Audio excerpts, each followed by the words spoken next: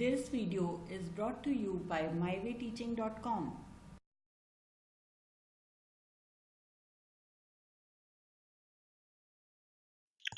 So, in this part, we are starting a new chapter. The name of the chapter is Kinetic Theory. So, in this particular chapter, we are going to discuss about the kinetic theory and about the properties of this kinetic theory. So, in this particular chapter, first we'll begin with the introduction. Then we study about the molecular nature of matter. We even study about the behavior of gases, kinetic theory in case of an ideal gas, and we study about law of equipartition of energy. What is this law of equipartition of energy that we are going to study in this particular chapter? And the last topic is mean free path. Okay, let us start with the introduction part.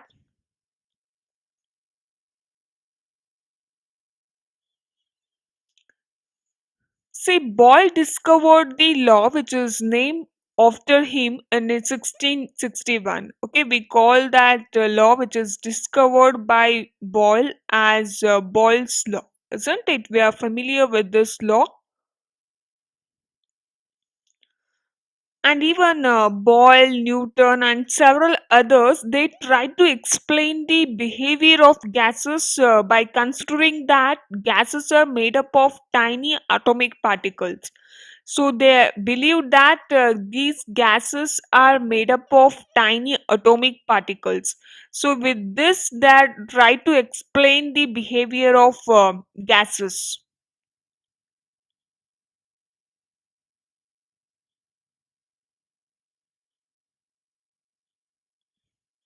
Okay, the actual atomic theory, it got established more than 150 years later.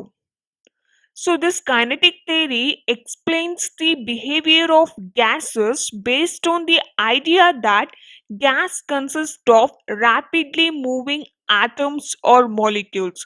So it was first they assumed that gas is made up of tiny atomic particles, but after 150 years this atomic theory came into you know existence, means the atomic theory concept emerged after 150 years. So this kinetic theory basically explains the behavior of gases by considering gas as the randomly, okay, they considered gas consists of rapidly moving atoms or molecules. Okay, this is the result of atomic theory. Gas consists of rapidly moving atoms, or we can say molecules.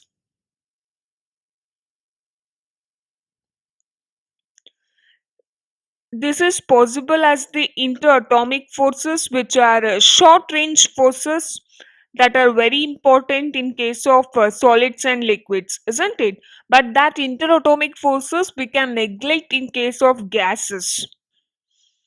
The kinetic theory was developed in the 19th century by Maxwell, Boltzmann, and others.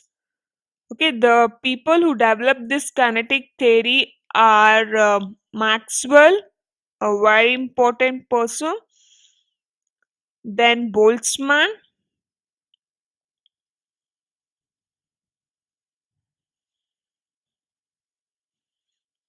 and others. Okay, it has been remarkably successful.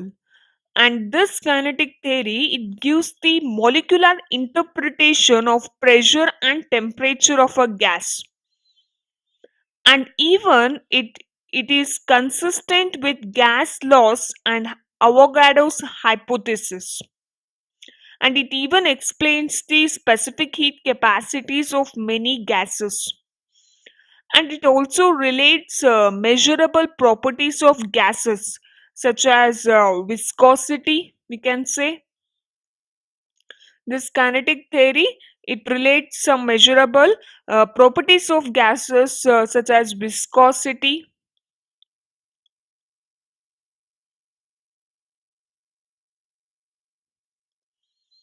conduction, diffusion with molecular parameters.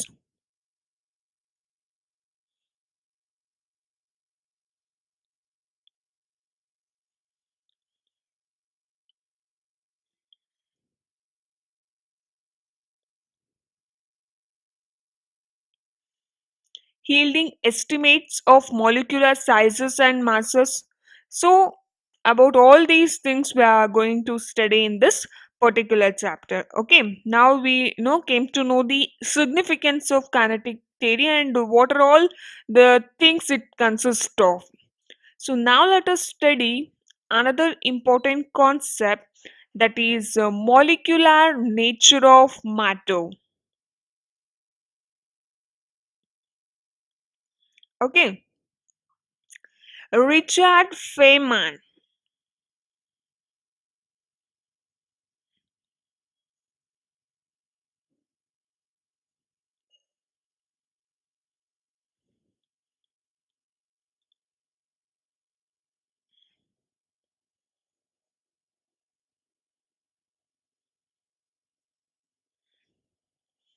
one of the great physicists of 20th century, considers the discovery that matter is made up of atoms to be a very significant one.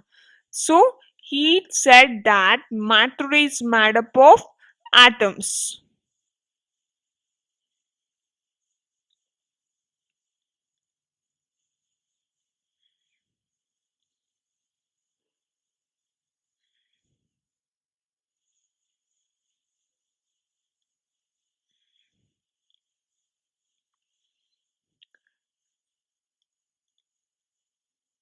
Humanity may suffer annihilation or extinction if we do not act wisely.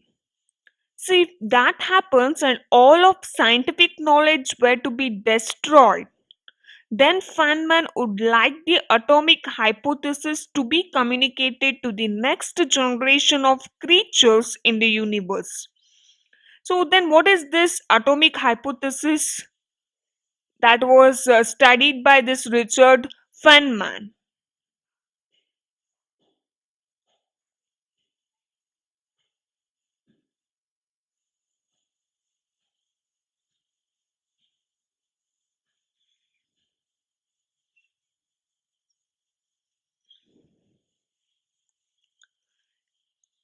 This atomic hypothesis says all things are made up of atoms, that are okay. Atoms are nothing but little particles that move around in perceptual motion, attracting each other when they are a little distance apart, but repelling upon being squeezed into one another. So the basic line is atoms. Okay, all things are made up of atoms, and these atoms are tiny particles which they attract each other when they are little distance apart.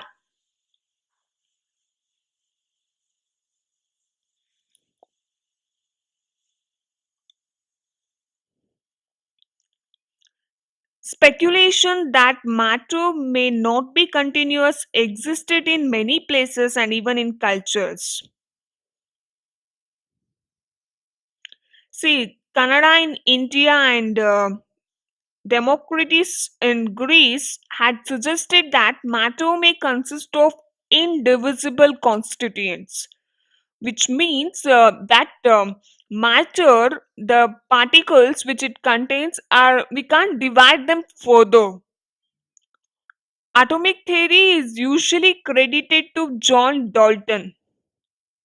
He proposed the atomic theory to explain the laws of definite and multiple proportions which are obeyed by elements when they combine into compounds. Okay, John Dalton, he discovered this atomic theory, and the first law in that atomic theory says that any given compound has a fixed portion by mass of its constituents. Okay, you can consider any compound, but it will have mass of its constituents that will be fixed. Is it true, right? It's true. A fixed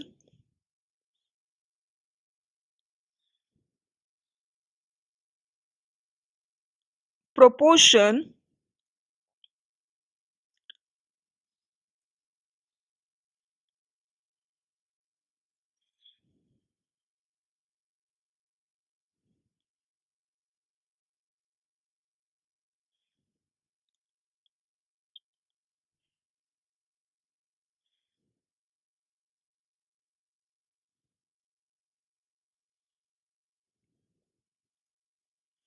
This is what the first law says. Okay, it will consist of no the mass, a fixed portion by mass of its constituents. You can consider any compound.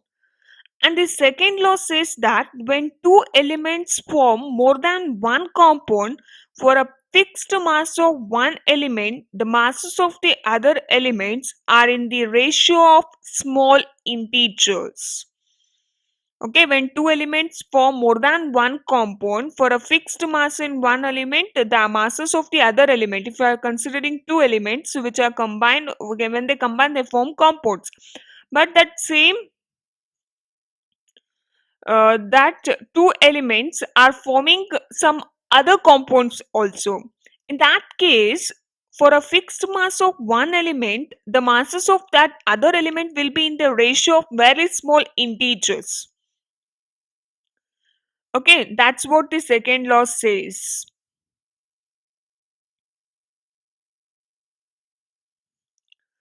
To explain the law, see, Dalton suggested about 200 years ago that the smallest constituents of an element are atoms. Atoms of one element are identical but differ from those of other elements. A small number of atoms of each element combine to form a molecule of the compound. Okay, he said that all that elements are made up of atoms. Atoms in one particular element are identical but they differ from the atoms in other elements. Okay, and when the atoms combine they form molecule. If I can say O is an atom, oxygen atom. When two oxygen atom combine they form O2. O2 is a molecule of atom, isn't it? So when atom combines, they form a molecule. Gay-Lussac law also given in the early 19th century, and that law says that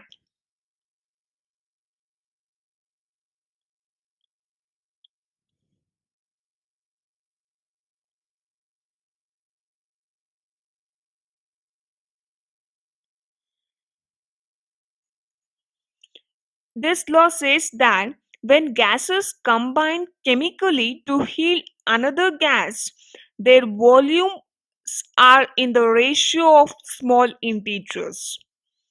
Okay, when two gases combine chemically to form another gas, the volumes will be in the ratio of small integers. Okay, that is what this law says. Then Avogadro's law says that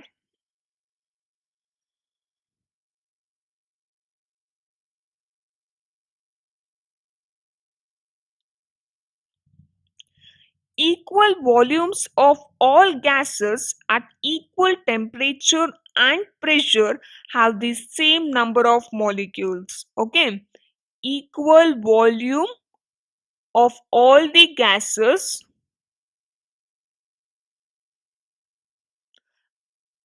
at equal temperature and pressure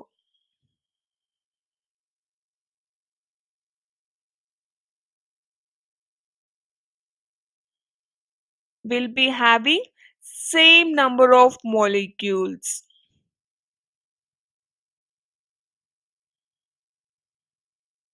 This is what the Avogadro's law says. Okay.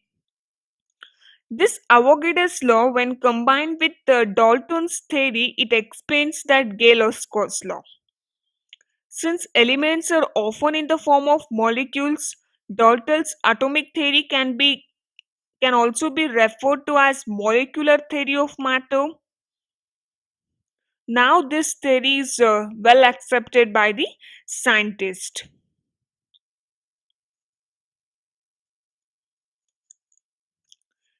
See, from this Dalton theory, he explained that atomic theory, where said that the elements are made up of atoms. And then came the Gay-Luskow's law, and he studied about the gases, and when the two gases combine, what will be the product. And then Avogadro number, he studied about the number of molecules. Okay.